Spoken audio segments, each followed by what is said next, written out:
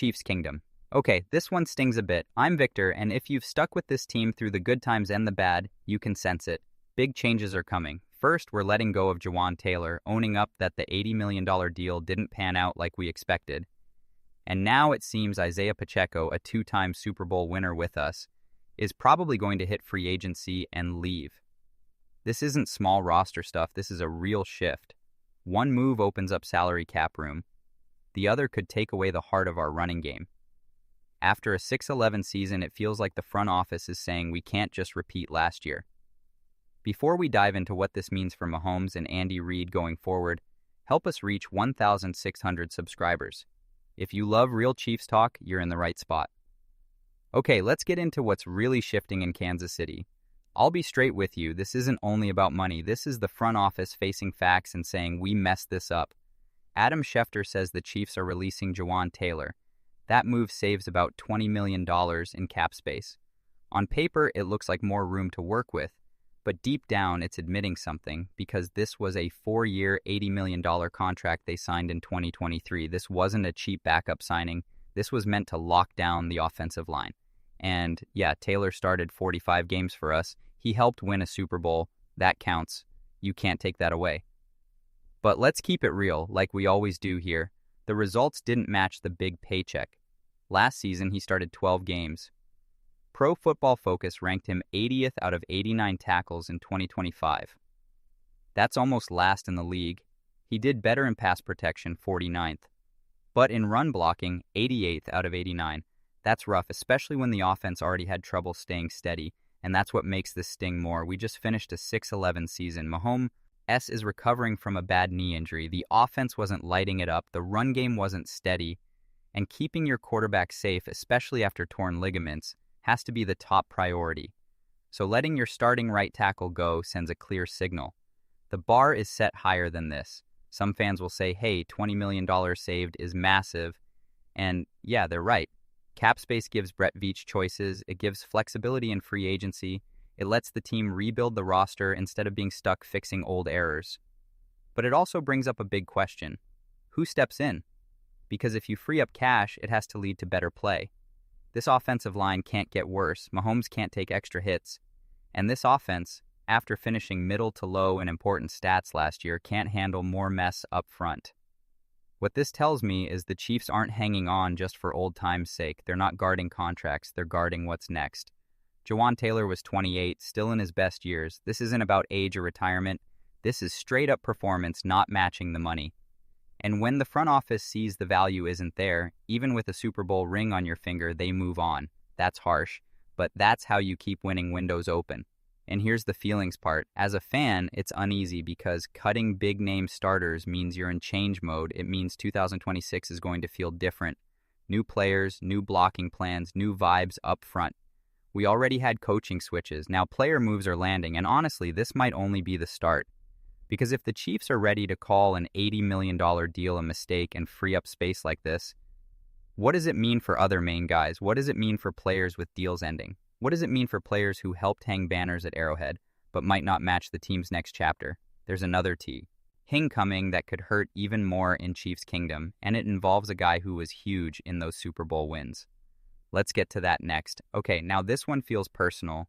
You know, Isaiah Pacheco wasn't just some running back on the team. He was fire. He was grit. He was that late-round pick who ran like every carry mattered. And now Jesse Newell from The Athletic says he's likely to leave in free agency. Think about that for a second. A two-time Super Bowl champ. The guy who helped Andy Reid and Patrick Mahomes win it in 2023 and 2024. And now he might walk away. Pacheco hits unrestricted free agency after his rookie contract ends. He turns 27 in March, and even though he can test the market, most people around the league think he will. Let's be straight about the situation. The last couple seasons weren't easy for him. Injuries held him back, and 2025 was bad for the whole running attack.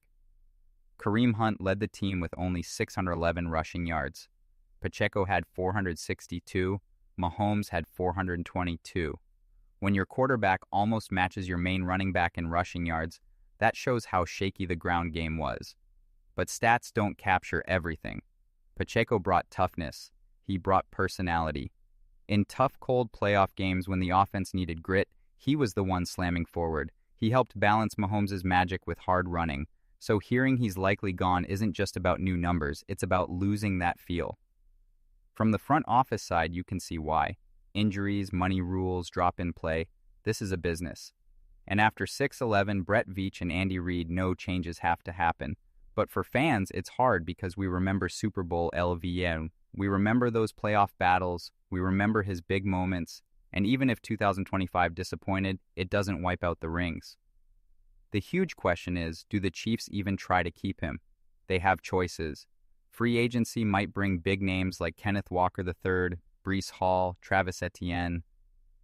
The draft is always there. That's how we got Pacheco, 7th round from Rutgers. But here's my real take. If Pacheco leaves, it means more than changing running backs. It means the team is resetting pieces of what made us us.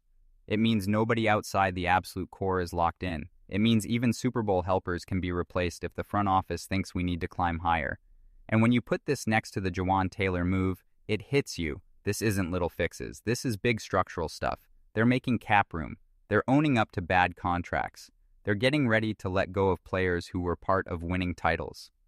All while Mahomes heals from a bad knee and the offense hunts for its fire again. To me, this feels bold. Not scared, not wild, bold.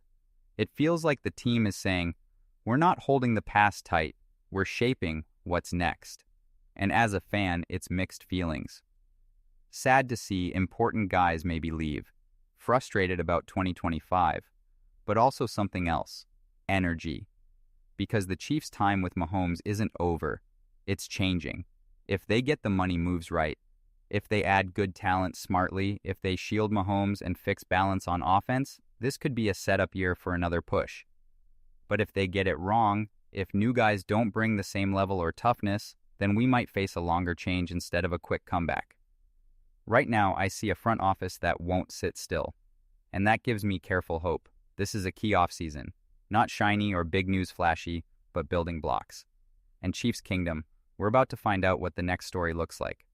So here's what this really means for the Kansas City Chiefs today. This isn't only about Jawaan Taylor. It's not only about Isaiah Pacheco. It's about where we're headed. The front office picks room to move over staying cozy. They pick cap space over hanging on. They pick future plans over old wins. And like it or not, it says one thing loud and clear. This team knows 2025 wasn't okay. After missing playoffs for the first time in over 10 years, after the offense struggled, after Mahomes got hurt bad, they're not acting like it's all good. They're doing something. And as a fan, I respect it. It's hard watching known names go. It's rough saying an $80 million deal flopped. It hurts picturing a two-time Super Bowl guy leaving. But if the aim is chasing titles again, tough calls come with it. This feels like a strong offseason. Not tearing down, not falling apart, but fixing and tuning. The Chiefs are guarding their time with Mahomes. They're rebuilding balance. They're bringing back toughness. And above all, they're not okay with close calls. Now the heat is on. Cap money has to become upgrades. Losses have to become smarter adds.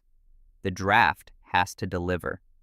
Because if these steps start something smart, we might look back at this offseason as the moment that launched the next run. But if they miss, this change could last longer than anyone in Chiefs Kingdom wants. Me, I'm carefully hopeful. I see drive, I see owning mistakes, and I see a front office that gets it. The standard in Kansas City is still Super Bowls, not just showing up. Now I want your take. Are you cool with these hard moves? Would you try to keep Pacheco? Do you trust the front office to make that $20 million count? Leave your thoughts in the comments. Let's chat like true fans. And if you like this straight up, no-nonsense Chiefs talk, help us reach 1,600 subscribers. We're creating something solid here. Chiefs Kingdom doing football the real way. Smash that like if you think this team is setting up for a comeback year. Subscribe if you want to follow every trade, every rumor, every choice with us. I'm Victor, and this offseason is just heating up.